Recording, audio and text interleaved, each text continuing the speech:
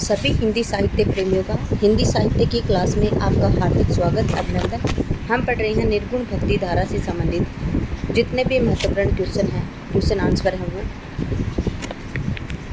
क्वेश्चनों की श्रृंखला हमारी बीच में छूट सी गई थी। आज हमारी श्रृंखला वहीं 121 से शुरू होगी जो 120 पे हमने ख़त्म की थी। चलिए आज हम शुरू करते हैं 121 के क्वेश्चन से। देखिए आज का पहला क्वेश्चन है मृगा सुमिलित करना आपको। मृगावती इसकी भाषा कौन सी है? काव्य ग्रंथ दिए हुए हैं और उनको भाषा से आपको मिलान करना है। तो मृगावती की भाषा अवधी है, रूपमंजरी की भाषा ब्रज भाषा है, हंसावली असाइद की रचना ये राजस्थानी भाषा और कथा रूपमंजरी ये राजस्थानी मिश्रित भाषा। मृगावती कुतुबुंजी की रचना 1503 की है और जो रूपमंजरी है वो नंददास जी की है। हंसावली असाइद की रचना है जो 1370 की रचना है। ठीक है, यहाँ पे 2, 4, 1, 3 आपका ठीक आंसर होगा। अगला क्वेश्चन है संप्रदाय है और संप्रदाय के संस्थापक कौन है? इनसे आपको मिलान करना है। संप्रदाय है श्री संप्रदाय और श्री संप्रदाय के संस्थापक हैं रामानुज जी। ब्रह्म संप्रदाय और ब्रह्म संप्रदाय के संस्थापक हैं मध्वाचार्य जी। रुद्र संप्रदाय है और रुद्र संप्रदाय के विष्णु स्वामी। सनक संप्रदाय है जिसके हैं निम्बार्क और सनक संप्रदाय को निम्बार्क संप्रदाय भी कहा जाता है। ठीक है, देखिए श्री संप्रदाय के कौन है? रामानुज। ब्रह्म संप्रदाय के मध्वाचार्य जी, रुद्र संप्रदाय के हैं विष्णु स्वामी और सनक संप्रदाय के हैं निम्बार्काचार्य। हित हरिवंश का संप्रदाय कौन सा था? राधा वल्लभ संप्रदाय था। ठीक है, और हरिदास जी का हरिदासी संप्रदाय था। देखिए उत्तर है यहाँ पे 4, 3, 2, 1। अगला क्वेश्चन निम्नलिखित में से कौन सी रचना नूर मोहम्मद की है? आपसे पूछा जा रहा है कि नूर मोहम्मद की रचनाएं इनमें से कौन कौन सी है? तो देखिए ज्ञानदीप है ये इनकी नहीं है नूर मोहम्मद की। नूर मोहम्मद की अनुराग बांसुरी और इंद्रावती 2 रचनाएं हैं। हम आपको बता देते हैं ज्ञानदीप ये किसकी है? शेख नबी की है जो 1619 की रचना है। अनुराग बांसुरी और इंद्रावती इनकी 1644 और बाद में दूसरे नंबर पर 1664 इनकी अनुराग बांसुरी आती है। इसकी नूर मोहम्मद की। हंस जवाहिर है तो कासिम शाह की और ये कब की रचना है? तो देखिए हंस जवाहिर खा गई, जवाहर को कौन खा गया? हंस। और कब की है ये? कासिम शाह की है। किसकी है? कसम से हंस जवाहिर खा गए और ये 1736 की है क्योंकि हंस और जवाहिर के बीच में 36 का आंकड़ा हमेशा ही बना रहता है। तो देखिए यहाँ पे 2 और 3 रचनाएं हैं। अनुराग बांसुरी जो 1764, इंद्रावती 1744 ये रचनाएं नूर मोहम्मद साहब की हैं। अगला क्वेश्चन है संत काव्य नहीं है। संत काव्य में क्या नहीं है? ब्रह्मचारों की निंदा है, सामाजिक अन्याय की निंदा है, नारी के कामिनी रूप की निंदा है, रहस्यवाद की निंदा इसमें नहीं है। पूछा आपसे नहीं है तो कौन सा नहीं है? केवल रहस्यवाद की निंदा नहीं है। जबकि पूछा जाए अगर है तो इसमें ब्रह्मचारों की निंदा, सामुदायिक सामाजिक अन्याय पर निंदा और नारी के कामिनी रूप की निंदा इसमें की गई है। अगला क्वेश्चन है निम्नलिखित में से कौन सा कथन जायसी के संबंध में सही नहीं है? पूछा है सूफी काव्य परंपरा की प्रमुख कवि है। बिल्कुल ठीक है, सूफी काव्य परंपरा की और इसको प्रेमाश्रय का शाखा भी कहा जाता है। इनके काव्य में इतिहास और कल्पना का समन्वय है। बिल्कुल इनकी जो पद्मावती रचना है उसमें ऐतिहासिक भी है, पद्मावती से संबंधित और काल्पनिक भी है। पद्मावत इनके यश का आधार है। बिल्कुल ठीक है, इनकी 4 रचनाएं नहीं, इनकी 4 रचनाएं नहीं मिलती। वैसे तो इनकी 5 रचनाएं मिलती हैं लेकिन इनकी 3 प्रमुख रचनाएं हैं अखरावट, आखिरी कलाम और कौन सी? पद्मावत। आखिरी कलाम में कयामत का वर्णन है और अखरावट में प्रत्येक जो आपकी वर्णमाला होती है क ख ग घ ड़ वर्णमाला के प्रत्येक अक्षर को लेकर इन्होंने पद बनाए। ठीक है, और पद्मावत है ये इनकी जायसी की रचना है जो 1540 की बताई जाती है। अगला क्वेश्चन है तो देखिए यहाँ पे क्या है कि इनकी जो 4 रचनाएं उपलब्ध हैं ये कथन गलत है, आपसे नहीं पूछा है।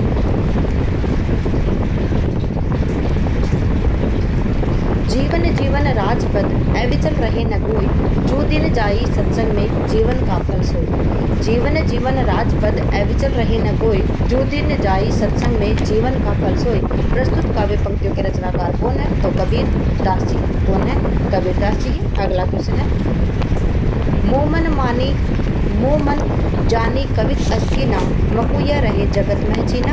ओ मन जानी कवित अस्की नाम, मकुया रहे जगत मह जीना। प्रस्तुत काव्य पंक्तियों के रचनाकार कौन है? तो जायसी के हैं, जायसी जी है। अगला है,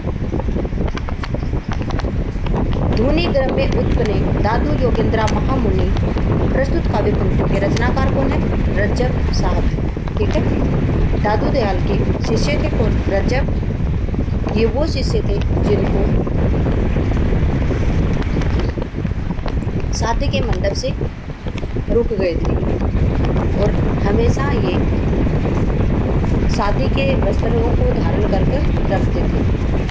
कबीर ने अपनी झाड़ फटकार के द्वारा हिंदुओं और मुसलमानों का कट्टरपन दूर करने का जो प्रयास किया है वो अधिकतर चिढ़ाने वाला ही रहा है, हृदय स्पर्श करने वाला नहीं रहा है। ये कथन किसका है? तो आचार्य शुक्ल जी का है। ये कथन क्या है कि कबीर ने जो अपने झाड़ फटकार के द्वारा हिंदुओं और मुसलमानों का कट्टरपन दूर करने का जो प्रयास किया है वह अधिकतर चिढ़ाने वाला रहा है, हृदय स्पर्श करने वाला नहीं रहा। यह कथन किसका है? तो ये आचार्य शुक्ल जी का कथन है। अगला क्वेश्चन है, साधना के क्षेत्र में जो ब्रह्मा है, साहित्य के क्षेत्र में वही रहस्यवाद है। यह कथन किसका है? तो ये आचार्य शुक्ल जी का कथन है। साधना के क्षेत्र में जो ब्रह्मा है, साहित्य के क्षेत्र में वही रहस्यवाद है। ये आचार्य शुक्ल जी का कथन है। अगला क्वेश्चन, कबीर की रचना में कितने रंग? अक्खड़ समाज नेता का, पटुक्तिकार का, एकदम भाव विभोर होकर आत्मसमर्पण का, गहरी रहस्य चेतना का, प्रेम के तन में भाव का और चरम वैराग्य का। यह कथन किसका है? पूछा जा रहा है आपसे कि कबीर की रचना में कितने रंग हैं? अक्खड़ समाज नेता का, ठीक है, पटुक्तिकार का, एकदम भाव विभोर का होकर आत्मसमर्पण की गहरी रहस्य चेतना का, प्रेम के तन में भाव का और चरम वैराग्य का। यह कथन किसका है? तो यहाँ पे देखिए कबीर के स्वरूप के चिन्ह जिक्र किया गया कि राम जो कबीर है उसका स्वरूप कैसा था। इसी से आप याद रखेंगे इस कथन का होगा डॉक्टर राम स्वरूप चतुर्वेदी। क्या होगा? डॉक्टर राम स्वरूप चतुर्वेदी, क्योंकि यहाँ पे कबीर दास जी में कितने रंग, उनके स्वरूप के बारे में बात की गई है। तो देखिए ये कथन किसका होगा? डॉक्टर राम स्वरूप चतुर्वेदी का होगा। ये आप ट्रिक से याद रखेंगे। अगला क्वेश्चन देखिए, यहाँ पे आंसर है डॉक्टर राम स्वरूप चतुर्वेदी। अगला क्वेश्चन है, जिन परिस्थितियों ने तमिल प्रदेश में वैष्णव भक्ति आंदोलन को आलवर भक्तों को जन्म दिया, लगभग वे ही परिस्थितियाँ 11वीं 13वीं 14वीं शताब्दी में हिंदी प्रदेश में विद्यमान थी। यह कथन किसका है? तो ये मलिक मोहम्मद जायसी साहब का। अगला है, यदि कहीं रमणीय सुंदर अद्वितीय रहस्यवाद है तो कहीं जायसी में यदि कहीं रमणीय सुंदर अद्वितीय रहस्यवाद है तो जायसी में जिसकी भावुकता उच्च कोटि की है। यह कथन किसका है? देखिए पूछा गया है कि यदि किसमें रमणीय सुंदर अद्वितीयवाद जो रहस्यवाद है वो किसमें है? जायसी में है, जिसकी भावुकता क्या है? उच्च कोटि की है। यह कथन किसका है? तो देखिए आचार्य शुक्ल जी का कथन है। आचार्य शुक्ल जी कहते हैं कि जायसी में रमणीय सुंदर अद्वितीय रहस्यवाद है और उनकी भावुकता भी क्या है? उच्च कोटि की है। अगला क्वेश्चन है, निम्नलिखित आचार्यों का सही क्रम बताना है। रामानुजाचार्य जो श्री संप्रदाय है, मध्वाचार्य ब्रह्म संप्रदाय, निम्बार्काचार्य सनक संप्रदाय और वल्लभाचार्य वल्लभ संप्रदाय। तो देखिए आपका भी आंसर होगा रामानुजाचार्य, मध्वाचार्य, निम्बार्काचार्य और वल्लभाचार्य। अगला क्वेश्चन है, निम्नलिखित रचनाओं का सही अनुक्रम बताना है आपको। यूसुफ जुलेखा 1790 की है, आखिरी कलाम 1540, प्रेम दर्पण 1847 और माधवानल कामकंदला 1584। तो यहाँ पे सी ऑप्शन आएगा, आखिरी कलाम, माधवानल कामकंदला, यूसुफ जुलेखा और प्रेम दर्पण।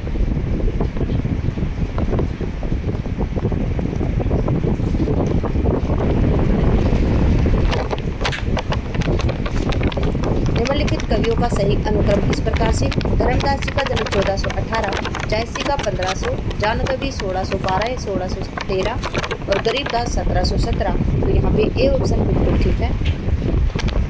अगला है रविशस नखत दिपहि ओहि ज्योति, ये जायसी का कथन है।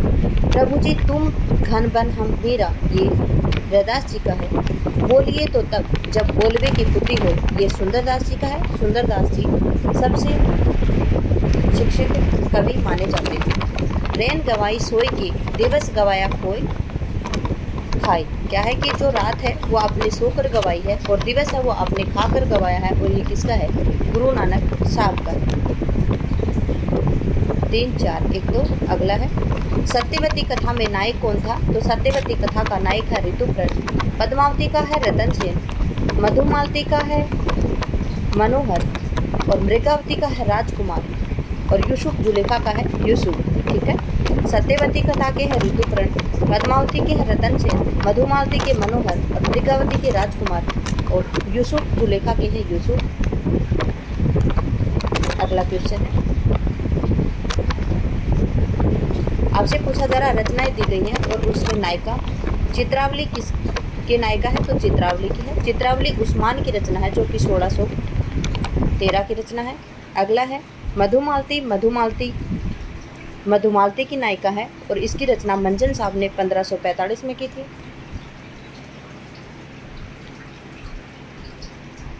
अगला क्वेश्चन है चंदायन। चंदायन की नायिका है चंदा, जिसकी रचना मुल्ला दाऊद साहब ने 1389 में की थी। मृगावती है मृगावती की, और ये कुतुबुन की रचना है जो 1503 की है। जवाहिर है हंस जवाहिर में, तो जवाहिर है जवाहिर की नायिका हंस जवाहिर की नायिका, और इसकी रचना है 1736 में। अगला क्वेश्चन है संप्रदाय दिए गए हैं और इसके प्रचारक हैं। संप्रदाय कादरी संप्रदाय, जिसके हैं अब्दुल कादिर। चिश्ती संप्रदाय, जिसका है मोइनुद्दीन चिश्ती, जो कि अजमेर दरगाह के अंतर्गत पाए जाते हैं।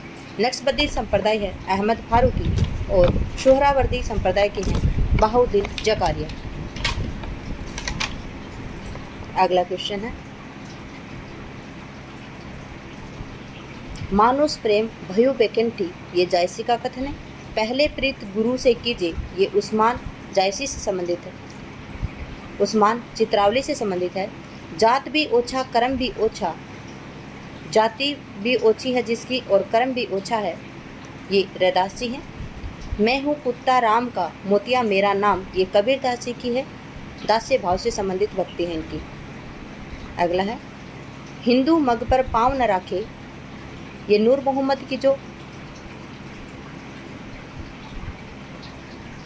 की रचना है, उससे संबंधित। अनुराग बासुरी जो 1764 की रचना है, उससे संबंधित कथन है। राम झरोखे बैठ के जग का मुजरा देख, ये कबीर दास जी की है। अपना मस्तक काट के वीर हुआ कबीर, ये दादू दयाल जी हैं। बलवंत देखा अंग्रेजा, जहाँ ताई तपे कठिन उरेजा, ये उस्मान की है जो चित्रावली से संबंधित है। अगला क्वेश्चन है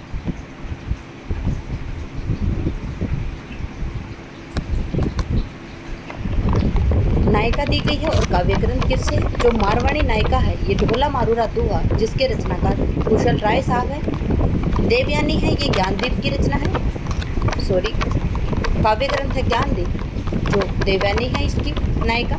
चंदा है चंदायन की, और कामकंदला है माधवानल कामकंदला की, और मृगावती की है कुतुबुन, और इसकी कुतुबुन की रचना है मृगावती, और इसकी नायिका है मृगावती।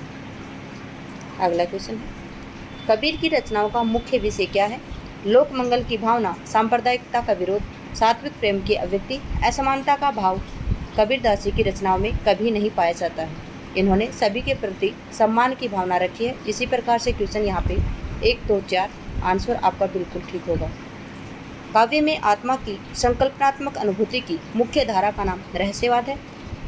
कबीर में रहस्यवाद को परिभाषित करता उपयुक्त कथन किसका है? जयशंकर प्रसाद का है। और किसके बारे में? महादेवी वर्मा के बारे में है, क्योंकि महादेवी वर्मा को रहस्यवाद की कवयित्री कहा जाता है। महादेवी वर्मा, जयशंकर प्रसाद और सूर्यकांत त्रिपाठी निराला, और जो आपके सुमित्रा नंदन पंत है, इनको चारों को छायावाद के अंतर्गत रखा जाता है। कबीर की जो भाव पक्षीय विशेषता है वो कौन सी है? तो देखिए इनमें निर्गुण उपासक हैं, बिल्कुल ठीक है, क्योंकि कबीर दास जी निर्गुण उपासक हैं, क्योंकि ये इनके राम हैं वो दशरथ पुत्र राम नहीं हैं, श्रृंगारिक वर्णन इन्होंने बिल्कुल नहीं किया है। रहस्य भावना भी है और भक्ति और नीति है, तो 1, 3, 4 आपके सही आंसर। अगला है नैना अंतरी आऊँ तू जो ही नैन झिपेऊ, मतलब आप मेरी आंखों में आएंगे तो मैं मेरे नैन को झपेलूँगी, तो आंखों में आपको बंद कर लूँगी। ना हो देखूँ और को ना तुझे देखन दूँ, कि न मैं किसी और को देखूँगी और ना मैं तुझे किसी दूसरे को देखन दूँगी। कबीर रेख सिंदूर की काजल दिया न जाए, नैनो रम्या रमी रहा दूजा कहाँ समाए, कि मेरे अंदर राम समाये हुए हैं तो मुझे दूसरे से क्या मतलब। तो प्रभु मिलन की जो व्याकुलता है वो है, प्रेम की अनन्यता है, दाम्पत्य प्रेम की व्यंजना है। उपालम इसमें नहीं किया गया है। उपालम की भावना सूरदास जी के काव्य में अंतर्गत पाई जाती है, जिसमें सूरदास जी का भ्रमर गीत है, उसमें उद्धव के द्वारा गोपियों के साथ उपालम की भावना की गई है।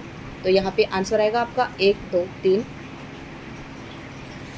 जायसी की 20 रचनाओं में से 5 रचनाएं मिलती हैं। निम्न में से उनकी कौन सी रचना है? पद्मावत है, अखरावट है, ये इनकी रचनाएं हैं। बरवे रामायण इनकी नहीं है। बरवे रामायण तुलसीदास जी की है।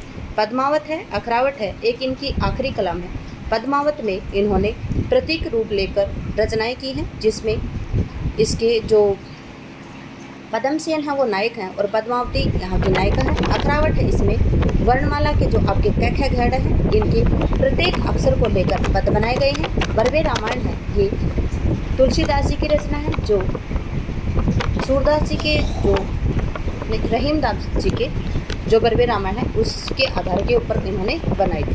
ठीक है, अगला क्वेश्चन है, देखिए अगला क्वेश्चन है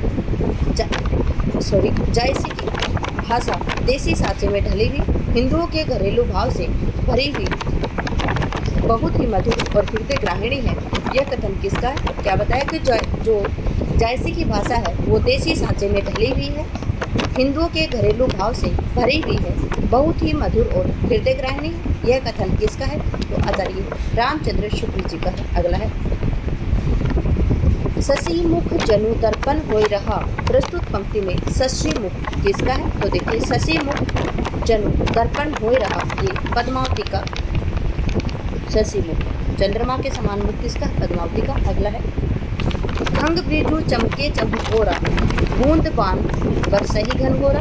क्या है कि खग ब्रिजु चमके चहुओरा, खग है जो आपकी तलवार है वो बिजली की तरह चमक रही है, चहुओर मतलब चारों ओर से, बूंद बान बरसही घनघोरा, और जो बारिश है ऐसे लग रहा है जैसे बारिश होने वाली है। जायसी में इस काव्य की पंक्तियों में कौन सा अलंकार है? तो देखिए यहाँ पे चमके चहुओरा, इसमें ओरा ओरा यहाँ पे और बीच चमके चहु में अनुप्रास अलंकार। अगला है होवई घटा चाहूँ चऊ फेरी, कंठ उबारू मदन हो गेरी। इन पंक्तियों में नागमती का क्या, नागमती है वो कहाँ क्या कहना चाहती है? तो जो नागमती वियोग खंड है जो पद्मावती के अंतर्गत ये खंड आता है, इसके अंतर्गत नागमती कह रही है कि ओवई घटा आई चहु फेरा, ये जो घटा है, जो बादलों की घटा है वो चारों ओर से फिरकर आ गई है, और फिर क्या हो रहा है? कंठ उबारू मदन हो घिरा, कि हे कंठ, हे प्रिय, मदन मतलब काम रूप ने, काम भावना ने मुझे घेर लिया है, आप ही आकर मुझे उभारेंगे। तो आषाढ़ के मौसम में चारों ओर घटाएं उमड़ आई है, तो बिल्कुल ठीक है। आकाश में तलवार रूपी बिजलियाँ चल रही हैं, बिल्कुल गलत है। हे स्वामी, आपके आने के मन में प्रसन्नता की हिलोरे उठ रही, बिल्कुल गलत। हे स्वामी, कामदेव ने मुझे घेर लिया है, अब तुम ही आकर मुझे बचाओ। तो देखिए 1 और 4 आपका बिल्कुल ठीक है। अगला क्वेश्चन है फागुन पवन झकोरा बहा, चौकुन सिंह जादू नहीं सहा, तन जस पियर पात था मोरा, तेही पर विरह देतु झकोरा। प्रस्तुत पंक्तियाँ किस कवि से संबंधित है? तो मलिक मोहम्मद जो जायसी हैं इनके पद्मावत से दी गई है ये पंक्तियाँ। अगला क्वेश्चन है आपको सही और गलत बताना है। इसमें स्थापना है, इसमें निर्गुण भक्ति निराकार भक्ति की भावना है, तो ये आपका ठीक है, क्योंकि जो निर्गुण भक्ति है वो निराकार भक्ति है, उसमें किसी प्रकार की मनुष्य की भक्ति नहीं आती है। निर्गुण भक्ति में कोई आलंबन नहीं होता है, बिल्कुल गलत है। निर्गुण भक्ति में कोई आलंबन नहीं होता है, ये गलत है, क्योंकि आलंबन उसमें होता है। तो इसमें आपका ए सही है और जो स्थापना है वो सही है और तर्क है वो गलत है। अगला क्वेश्चन है, निर्गुण भक्ति में नाम जप की साधना है, तो बिल्कुल ठीक है। नाम ही भक्ति व मुक्ति का दाता है, तो आपका ठीक है। आपका स्थापना भी गलत है और तर्क भी आपका ठीक है। अगला है, निर्गुण भक्ति में मानसिक भक्ति पर बल दिया गया है। मानसिक भक्ति, जो मानसिक भक्ति है वो मानसिक जप आडंबर रहित होता है। ठीक है, तो क्या है कि जो निर्गुण भक्ति है उसमें मानसिक भक्ति पर बल दिया गया है, बिल्कुल ठीक है। और मानसिक जो जप है वो आडंबर रहित होता है, तो इसमें आपका स्थापना भी ठीक है और आपका तर्क भी बिल्कुल ठीक है। अगला क्वेश्चन है, निर्गुण भक्ति में प्रेम का विशेष स्थान होता है, तो बिल्कुल ठीक है, क्योंकि जो निर्गुण भक्ति है उसमें प्रेम का महत्वपूर्ण स्थान होता है। प्रेम के बगैर भक्ति संभव नहीं है, बिल्कुल ठीक है, क्योंकि प्रेम के बगैर भक्ति वहाँ पे संभव नहीं है, क्योंकि निर्गुण भक्ति में जो एक शाखा है उसको प्रेमाश्रय शाखा के नाम से ही जाना जाता है। सांडिल्य के अनुसार भक्ति शुद्ध रागात्मक वृत्ति है, बिल्कुल ठीक है। भक्ति भाव अपने भाव पर भाव चक्र का बंधन काटता है, तो बिल्कुल काटता है। जिस अंदर मनुष्य के अंतर्गत जो भाव होते हैं वो भक्ति की भावना से ही कटते हैं। अगला, तो आपका स्थापना भी ठीक है और आपकी तर्क भी बिल्कुल ठीक है। अगला क्वेश्चन है, संत काव्य धारा का आधार निर्गुण काव्य धारा है, बिल्कुल ठीक है। संत काव्य धारा के अंतर्गत कौन आते हैं? कबीर, दाची, रदाची ये आते हैं, तो इसमें निर्गुण ब्रह्मा माना जाता है। इस धारा में ज्ञानाश्रित धारा भी कहा जाता है, तो बिल्कुल ठीक है, इसे ज्ञानाश्रित धारा भी कहा जाता है। अगला क्वेश्चन है, गुरु नानक देव सिख धर्म के प्रवर्तक थे, बिल्कुल ठीक है। इनका जन्म 1469 में हुआ था। सिख धर्म में निर्गुण ब्रह्मा को माना जाता है, तो बिल्कुल ठीक है, सिख धर्म है वहाँ पे निर्गुण ब्रह्मा को ही माना जाता है। संत दादू की विचारधारा कबीर से मिलती हुई है, बिल्कुल ठीक है। और दादू भी क्या है? निर्गुण भक्ति कवि हैं। अगला क्वेश्चन है, कबीर के राम निर्गुण है, ठीक है। ये अद्वैत और जगत से परे हैं, तो स्थापना भी ठीक है और तर्क भी आपका ठीक है। कबीर अवतारवाद में विश्वास नहीं करते, बिल्कुल ठीक है, क्योंकि कबीर हैं उनके जो राम है वो दशरथ पुत्र राम नहीं है। इस प्रकार से पता चलता है कि जो वो अवतार में विश्वास नहीं रखते हैं। कबीर का ब्रह्मा निर्गुण है, तो ये भी आपका ठीक है, जो कबीर के ब्रह्मा है वो निर्गुण है। अलख निरंजन लखे न कोई, निर्भय निराकर है सोई, परमात्मा निर्गुण निराकार है। ये आपका जो अलख निरंजन लखे न कोई, निर्भय निराकार है सोई, तो ये कथन आपका बिल्कुल ठीक है। परमात्मा निर्गुण निराकार है, ये भी आपका बिल्कुल ठीक है, तो स्थापना भी ठीक है और तर्क भी आपका ठीक है। अगला है, सूफी मत इस्लाम से संबंधित है, किंतु इसमें इस्लामिक कट्टरता विद्यमान नहीं है। इस मत के अनुयायी विशाल हृदय, सहिष्णु और संवेदनशील होते हैं, तो आपका बिल्कुल ठीक है स्थापना कि जो सूफी मत है वो इस्लाम से संबंधित होते हैं, किंतु इसमें जो इस्लामिक जो कट्टरतापन है वो विद्यमान नहीं दिखते, क्योंकि इस्लामिक क्या होते हैं? कट्टरपन रखते हैं। इस मत के अनुयायी विशाल हृदय, सहिष्णु और संवेदनशील होते हैं। किसके? जो आपका सूफी मत में जो इस्लाम है वो। अगला है, जायसी आदि सूफी कवियों में कहीं भी खंडन मंडन की प्रवृत्ति नहीं दिखाई देती है। हिंदू धर्म की मोटी मोटी बातों की जानकारी इन सूफी कवियों में भी थी, तो बिल्कुल ठीक है आपका। अगला क्वेश्चन है, प्रेम गाथा काव्य परंपरा के अधिकांश कवियों ने लौकिक प्रेम कथाओं के माध्यम से अलौकिक प्रेम की व्यंजना की है।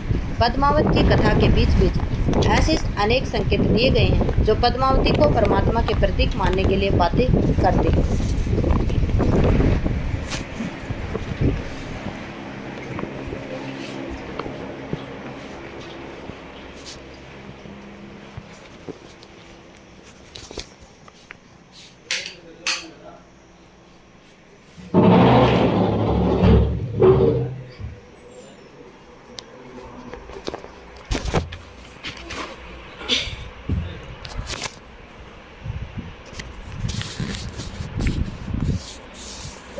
देखिए स्थापना है यहाँ पे, जो प्रेम गाथा है काव्य परंपरा के अधिकांश कवियों ने लौकिक प्रेम कथाओं के माध्यम से अलौकिक प्रेम की व्यंजना की है। पद्मावत की कथा के बीच बीच में ये ऐसे अनेक संकेत दिए गए हैं जो पद्मावती को परमात्मा के प्रतीक मानने के लिए बाध्य करते हैं, तो बिल्कुल ठीक है आपका कथन।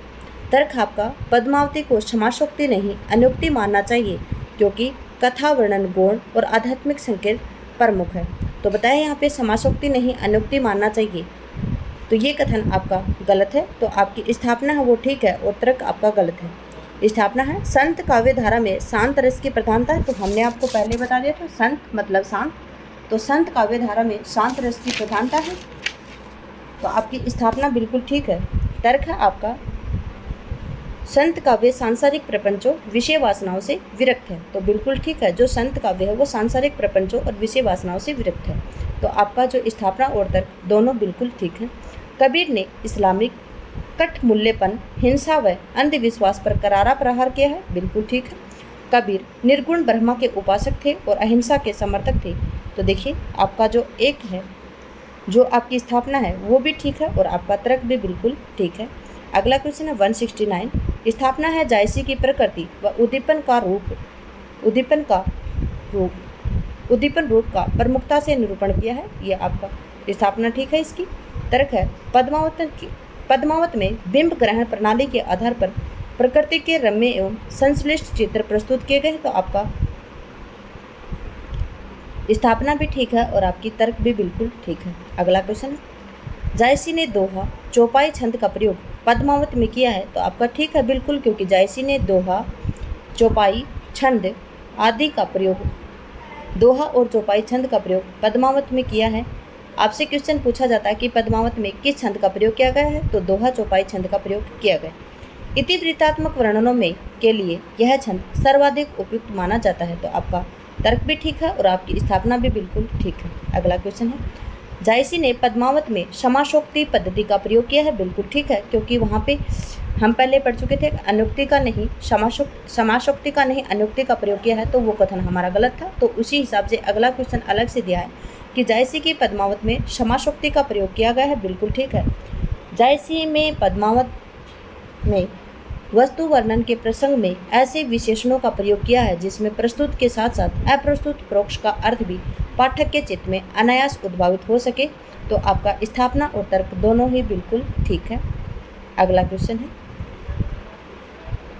देखिए स्थापना आपकी नागमती वियोग खंड में कवि द्वारा 12 मासा का प्रयोग किया गया है, बिल्कुल ठीक है।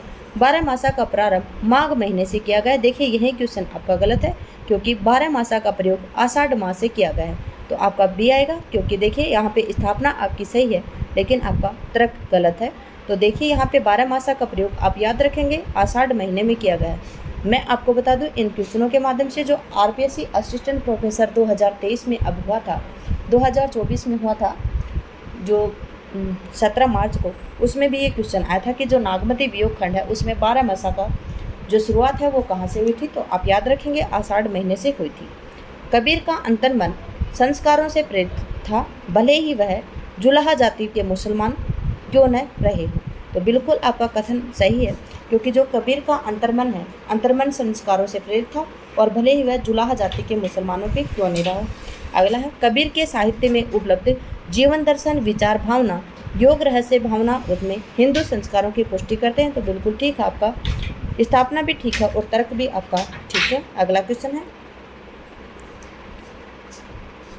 रहस्यवाद शब्द केवल काव्यगत रहस्यवाद के लिए ही प्रयुक्त होता है, तो आपका स्थापना बिल्कुल ठीक है कि जो रहस्यवाद शब्द है केवल काव्यगत रहस्य के लिए ही प्रयुक्त होता है।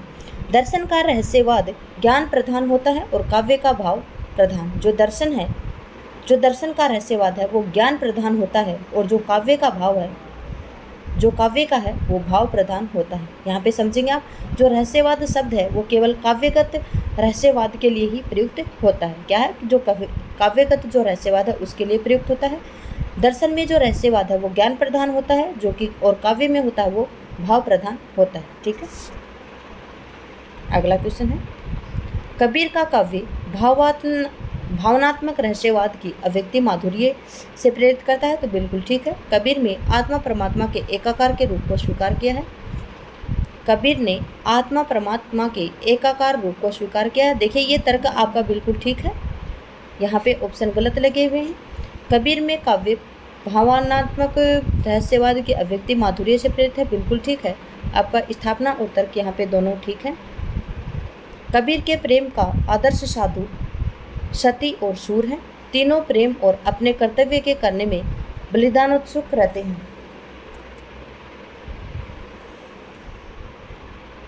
तो आपका स्थापना और तर्क दोनों ठीक है। अगला क्वेश्चन है, कबीर ने आत्मचिंतन को सर्वोपरि माना है, तो बिल्कुल ठीक है।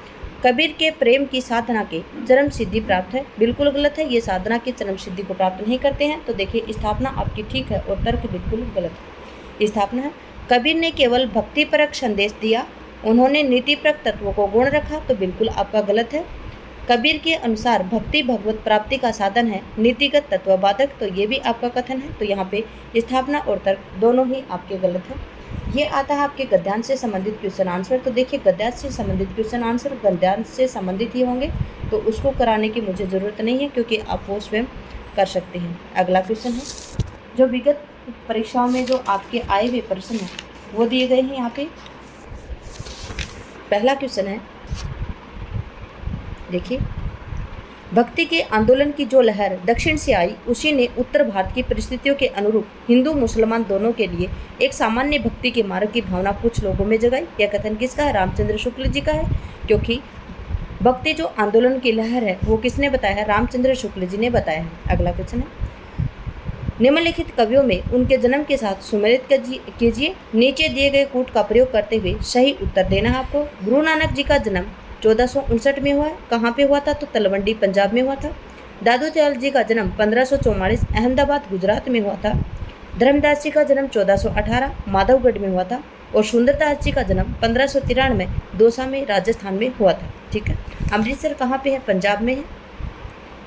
अगला क्वेश्चन है, कबीर के निर्गुण पंथ का आधार भारतीय वेदांत और सूफियों का प्रेम तत्व है, यह कथन किसका है? तो यह विचार हजारी प्रसाद द्विवेदी जी का है। जो कबीर के जो निर्गुण पंथ का आधार है वो भारतीय वेदांत और सूफियों का प्रेम तत्व है, ये कथन किसका है? तो ये हजारी प्रसाद द्विवेदी का है। आगे है, जाके कुटुम्ब शब ढोर ढोबत है, फिर ही अब हूँ बनारसी आसपासा, आचार सहित विप्र परही दंडवत, तीन रहे रविदास अनुदास दासा नुदासा। तो इसमें लोक व्यवहार का वर्णन है, वर्ण व्यवस्था का भी है और विनय का भी है, लेकिन इसमें गर्भोक्ति भी कहीं पर भी नहीं है। तो 1, 2, 3 आपका सही है। अगला है, ना नगरी काया विधि की ना, ले खोजा पावा तेजी ना, पेश उठी अगम्ब पथ बड़ बाका, तस मारक जस सुई न काका ननाका। बांक चढ़ाओ 7 खंड ऊंचा, चारी बसेरे जाई पहुंचा। शुक्ल जी के अनुसार उक्त पंक्तियों के प्रयुक्त चारी बसेरे से अभिप्राय है 4 धर्मशालाएं। देखिए, प्रत्याहार, धारणा, ध्यान और समाधि नामक योग के अंग है। शरीयत, तरीकत, मारिफत और हकीकत नाम 4 सोपान है इसमें। तो आपका 2 और 4 बिल्कुल कथन ठीक है। अगला क्वेश्चन है, रचना काल के हिसाब से आपको जो सूफी रचनाएं हैं उनका सही अनुक्रम लगाना है। तो देखिए, आप देखिए इसमें और लगाइए।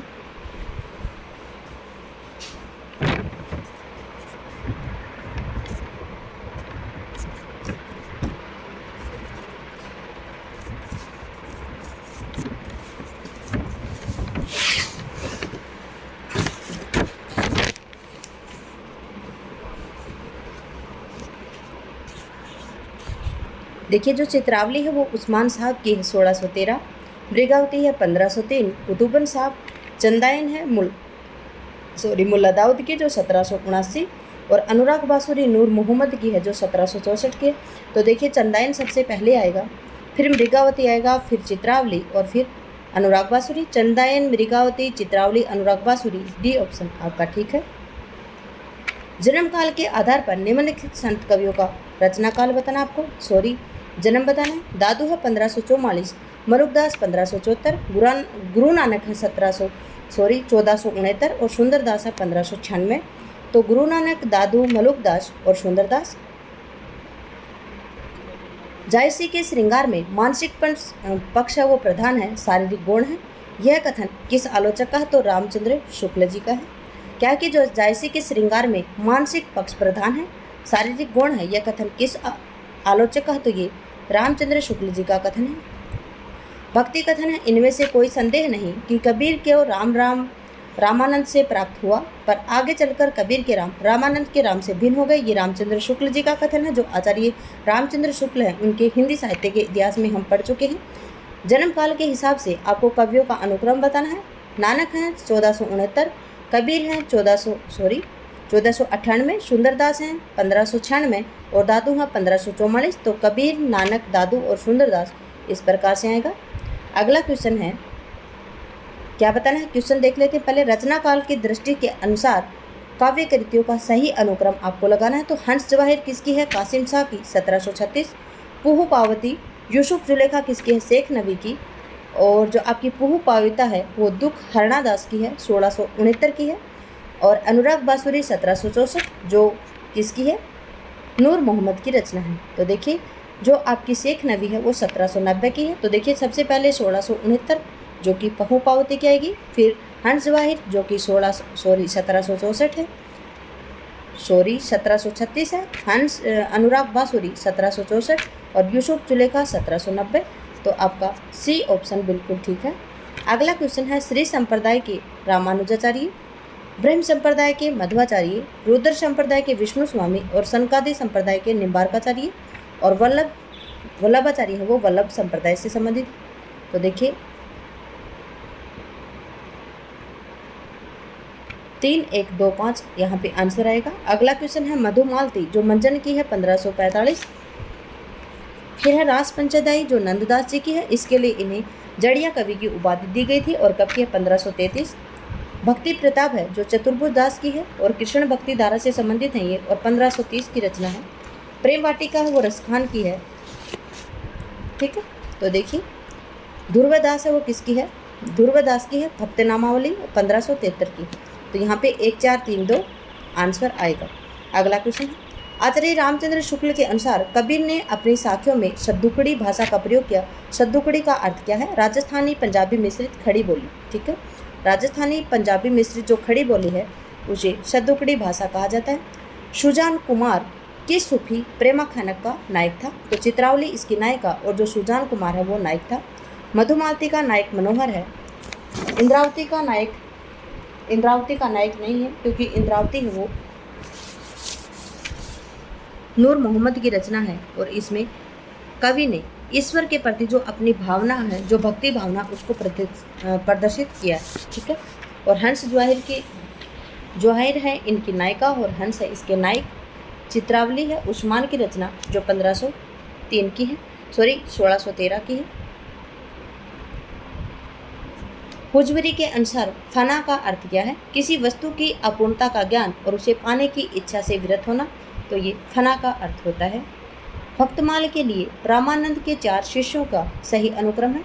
भक्तमाल में जो रामानंद के शिष्य 12 शिष्य हैं उनका वर्णन किया गया है। इसमें इनका सही क्रम कौन सा है? तो देखिए सुखानंद है, नरहरियानंद है, अनंतानंद है और सुरसुरानंद है। इस प्रकार से देखिए यहाँ पे रचना काल भी जो आपके जो भक्तमाल के अंतर्गत जो आपके कबीरदास जी के, रामानंद जी के जो शिष्य हैं उनके शिष्यों का क्रम भी पूछा गया है। देख लिए क्वेश्चन किस प्रकार से बनते हैं। सुखानंद है, नरहरियानंद है, अनंतानंद और सुरसुरानंद। तो देखिए सुरसुरानंद है, अनंतानंद है और फिर उसके बाद में सुरसुरानंद है और देखिए सुखानंद, नरहरियानंद, अनंतानंद, सुरसुरानंद, भावानंद, पीपा, कबीर, धन्ना, रैदास, पद्मावती और सेना और सुरसुरी, ठीक है। अगला क्वेश्चन है, आचार्य हजारी प्रसाद द्विवेदी के अनुसार निम्नलिखित संप्रदाय का सही अनुक्रम है। तो देखिए हजारी प्रसाद द्विवेदी के अनुसार श्री संप्रदाय, ब्रह्म संप्रदाय, रुद्र संप्रदाय और सनकादि संप्रदाय। द्वैतवाद के प्रणेता कौन है? तो मधु क्या देती है? मधु कौन देती है? मधुमक्खी। तो मधुदेत है मधुमक्खी, तो मध्वाचार्य आएगा। वल्लभाचार्य का है शुद्ध द्वैतवाद और रामानुजाचार्य का है विशिष्टा द्वैतवाद। अगला क्वेश्चन है, जायसी ने अपनी किस काव्य कृति में कयामत का वर्णन किया? तो आखिरी कलाम में कयामत का वर्णन किया है। अखरावट में क्या किया? तो अखरावट में वर्णमाला के प्रत्येक अक्षर को लेकर पद बनाए इन्होंने। विशिष्टाद्वैत के प्रणेता कौन है? तो विशिष्टाद्वैत के रामानुजाचार्य हैं। जो रामानुज है वो विशिष्ट है। अगला है, गौड़ीय संप्रदाय के संस्थापक कौन है? तो चैतन्य महाप्रभु। गौड़ीय संप्रदाय के हरिदास निरंजनी, ये हरिदासी संप्रदाय के हैं। लालदासी हैं, लालदास हैं वो लालदासी संप्रदाय के। और जो हित हरिवंश है वो राधा वल्लभ संप्रदाय के। हित 84 के रचयिता कौन है? तो हित हरिवंश। अगला है, कुंडलिनी के उद्भुत होने पर जो स्फोट होता है उसे क्या कहते हैं? तो उसे भात कहते हैं। क्या कहते हैं? जो कुंडलिनी है उसके उद्भुत होने पर जो स्फोट होता है उसे क्या कहते हैं? तो उसे माद कहते हैं। क्या कहते हैं? माद कहते हैं। रोजतुल हकाइक के रचयिता कौन है? तो रोजतुल हकाइक के रचयिता नूर मोहम्मद है। शेख नबी के ज्ञानदीप 1619, कासिम शाह हंस ज्वाइर 1736, उस्मान चित्रावली 1613। इसके अलावा नूर मोहम्मद की इंद्रावती 1744 और अनुराग बांसुरी 1764 है। यह सूचित करने की आवश्यकता नहीं कि न तो सूर का अवधि पर अधिकार था और न जायसी का ब्रज भाषा पर। यह कथन किसका है? तो ये रामचंद्र शुक्ल जी का है। अगला क्वेश्चन है, धर्म का प्रवाह क्रम ज्ञान और भक्ति इन तीनों धाराओं में चलता है। इन तीनों के सामंजस्य में धर्म अपनी पूर्ण सजीव दशा में रहता है। किसी एक के अभाव में यह विकलांग रहता है। यह कथन किस आलोचक का है? तो ये रामचंद्र शुक्ल जी का है। अगला है, रचना काल के आधार पर निम्नलिखित रचनाओं का सही अनुक्रम कौन सा है? ज्ञानदीप शेख नबी की है जो क्वेश्चन नंबर है 28। ज्ञानदीप शेख नबी की है जो 1619। इंद्रावती है वो नूर मोहम्मद की है 1744 और अनुराग बांसुरी 1764। और प्रेम रतन है ये किसकी है? तो प्रेम रतन नहीं पता है मेरे को तो। और जो हंस ज्वाइर है वो कासिम शाह की है जो 1736 की है। ठीक है, अगला क्वेश्चन है,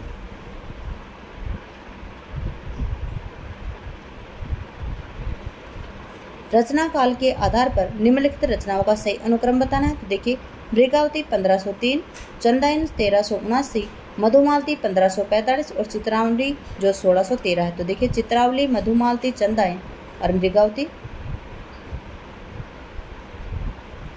देखिए गलत है, ये डी नहीं आएगा यहाँ पे, बी ऑप्शन आपका बिल्कुल ठीक है। चंदायन 1379, मृगावती 1503, मधुमालती 1545 और चित्रावली 1613। अगला क्वेश्चन है, जो नर दुख में दुख नहीं माने, सुख स्नेह अरु भय नहीं जाके, कंचन माटी जाने। तो ये गुरु नानक जी की है। अगला क्वेश्चन है,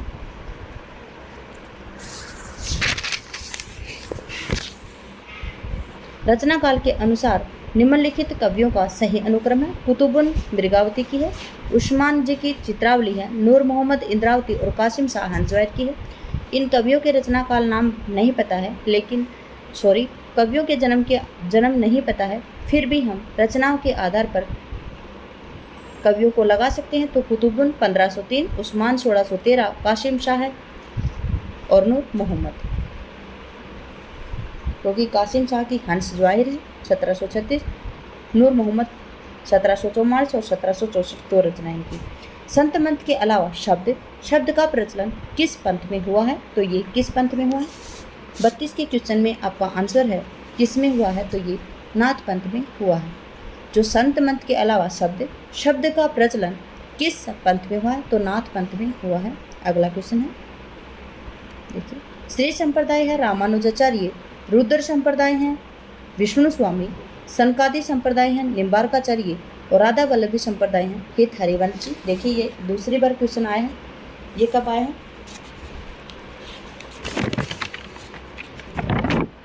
दिसंबर 2015 में भी आया है क्वेश्चन।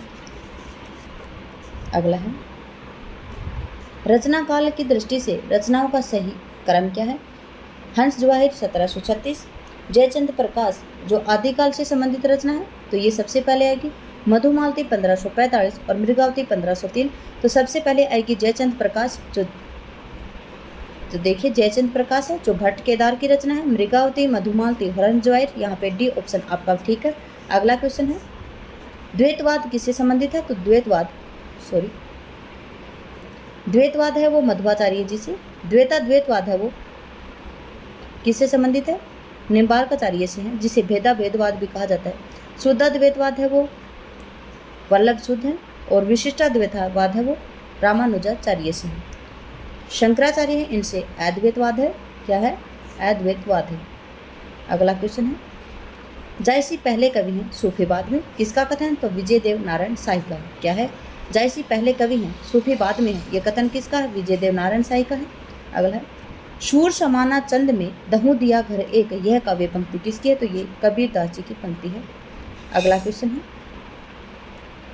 हिंदू मग पर पाँव न राख्यो जा का बहुते जो, हिंदी वाक्य ये अवधी भाषा में है और किसकी है? नूर मोहम्मद की जो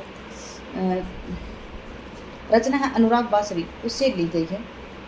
अगला है, जन्म काल के अनुसार निम्नलिखित कवियों का सही अनुक्रम है। गुरु नानक है 1469, कबीरदास 1398, दादू दयाल 1544 और मलुकदास 1574। तो कबीरदास, गुरु नानक, दादू दयाल और मलुकदास आपका सी ऑप्शन आएगा। अगला क्वेश्चन है, सर्वांगी, देखिए क्वेश्चन पूछा आपसे कि ग्रंथ हैं और उनके लेखकों के साथ सुमेलित करना है। तो सर्वांगी किसने लिखा था? तो छप्पे में लिखा था रजब ने। ज्ञानबोध किसकी रचना? मलुकदास की। प्रेम प्रगोष, धरणीदास, शब्द सागर, बुल्ला साहब। अगला क्वेश्चन है, मुसलमान अनुयायी जो अनुयायी हैं वो कबीर को किसका शिष्य मानते हैं? तो मुसलमान अनुयायी हैं वो शेख तकी का शिष्य इन्हें मानते हैं। जन्म काल के अनुसार कवियों का सही अनुक्रम, देखिए दादू दयाल, गुरु नानक, मलुकदास और सुंदरदास, इससे संबंधित आए हुए क्वेश्चन में ये चौथा क्वेश्चन है। देखिए काफ़ी बार पूछे जाते हैं। 1544 है, गुरु नानक 1469, मलुकदास 1574 और सुंदरदास 1596। गुरु नानक, दादू दयाल, मलुकदास और सुंदरदास। अगला क्वेश्चन है, राधा वल्लभी संप्रदाय के आचार्य कौन है? तो हित हरि वंश साहब हैं। ठीक है। अगला है, मोहम्मद जायसी की रचना नहीं है, मधुमालती मंजन की है 1545 की, जबकि अखरावट, पद्मावत और आखिरी कलाम ये जायसी से संबंधित है। देखिए यहाँ पे आए हैं अखरावट। अखरावट में जो प्रत्येक वर्णमाला का जो प्रत्येक अक्षर है उसको लेकर पद बनाए गए हैं। आखिरी कलाम है उसमें कयामत का वर्णन है और पद्मावत में ऐतिहासिक और कल्पना से संबंधित काव्य ग्रंथ है इनका। सखी संप्रदाय को कहा जाता है, तो सखी संप्रदाय को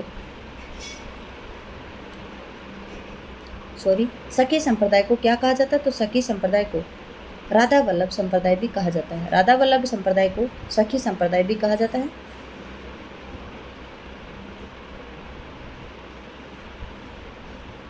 इसी के साथ में क्वेश्चनों की श्रृंखला शुरू खत्म होती है। क्लास में बने रहने के लिए आपका धन्यवाद। आपका दिन शुभ रहे। जय हिंद, जय भारत, जय जवान, जय किसान।